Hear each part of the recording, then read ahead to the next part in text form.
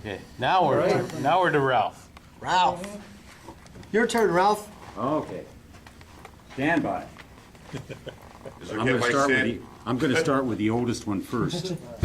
This is an old Comet kit.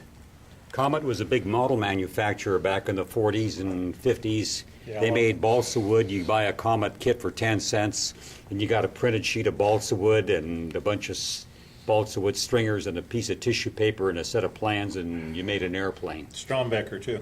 Strombecker was a little better. They had partially pre-carved wood, and that wasn't balsa wood either. It was a pine wood, Yeah. and they had some plastic parts. Anyway, this is an S2F, commonly known as the S2F. And I don't know when they made this kit, but I remember building the first one of these. I was still in the Air Force at Carswell Air Force Base, so that must have been 1957.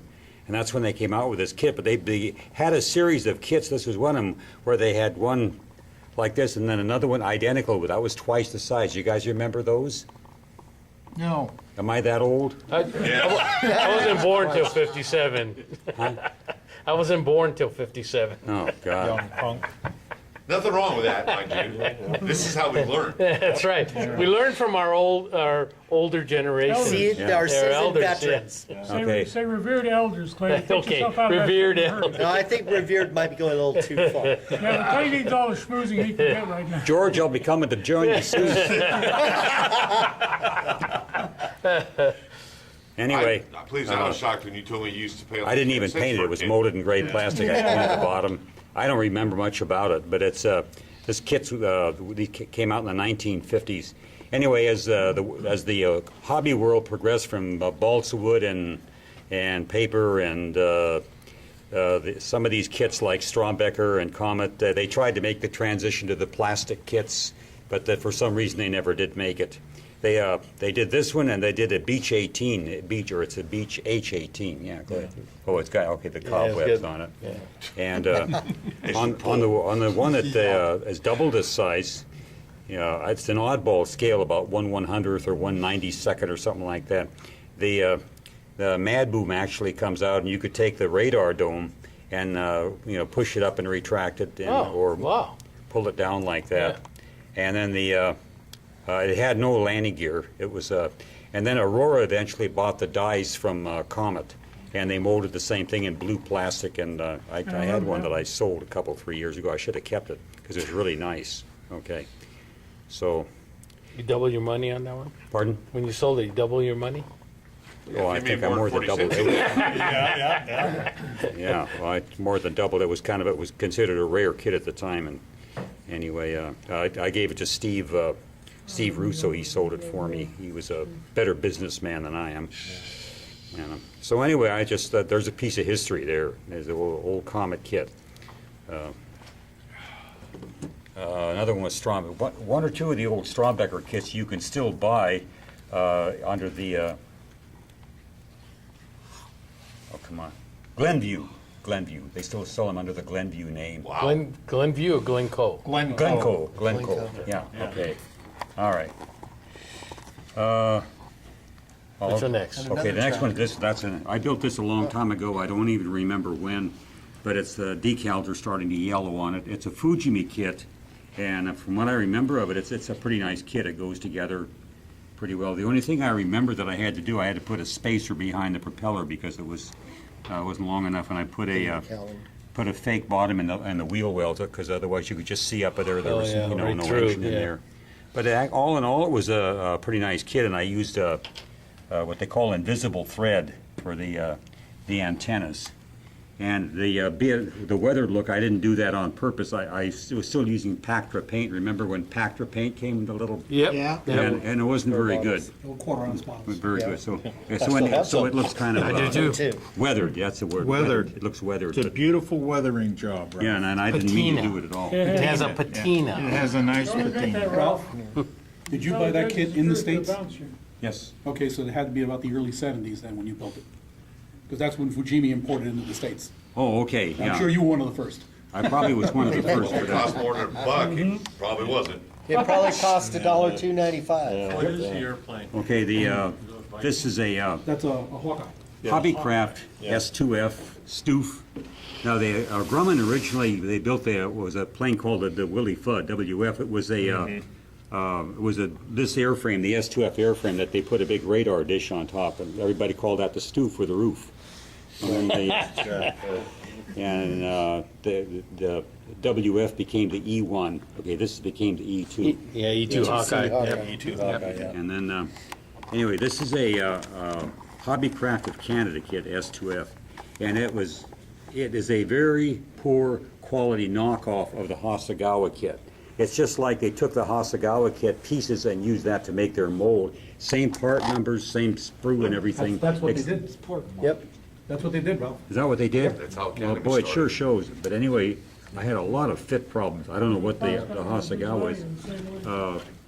I had a hell of a time doing the cockpit because I couldn't mask off the big side windows, so I had to hand paint those. And the worst part were the engine nacelles. They didn't fit on. I literally had to put super glue on there and hold the engine nacelle on there, pressing while the super glue dried. Then there was big gaps behind and a lot of body putty and filing and sanding. Nothing fit too well. The cockpit came in. It was all clear pieces, and came in two halves.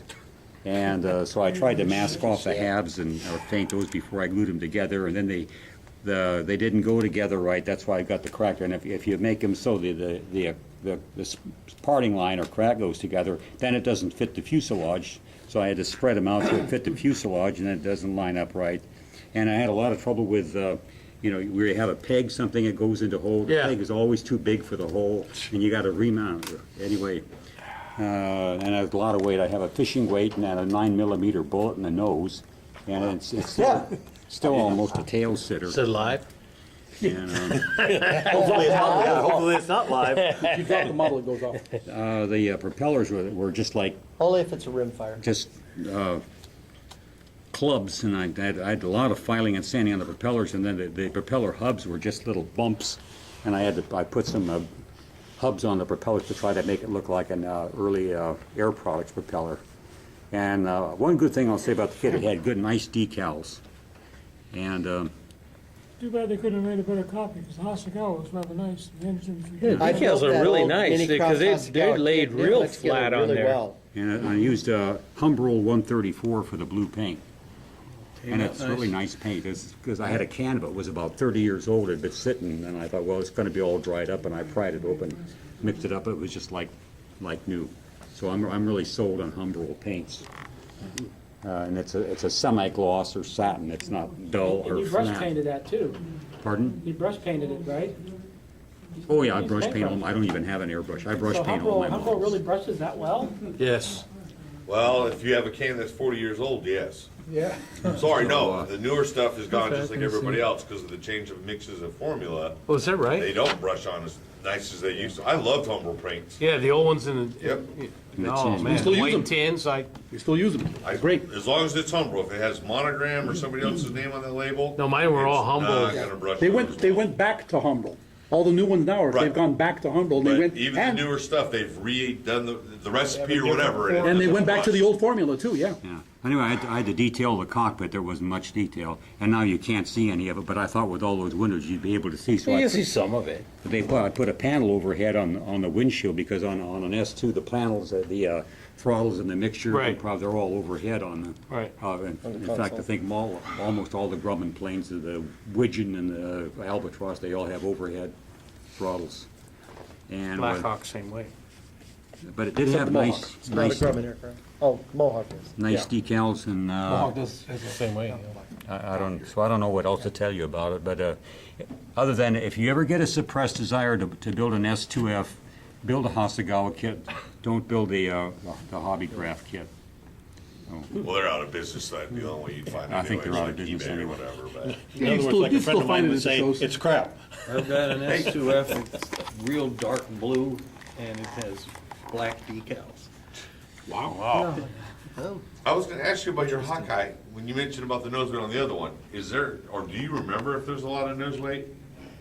Because I'm looking at that thing, it's a tricycle gear and you got that radome on top. It's gotta be tail heavy. aft of the landing gear, yeah. I'm pretty sure I put weight in the nose. Okay.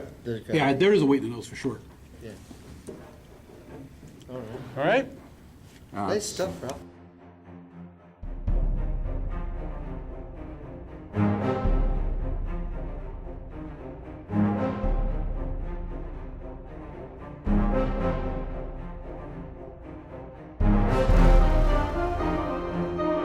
All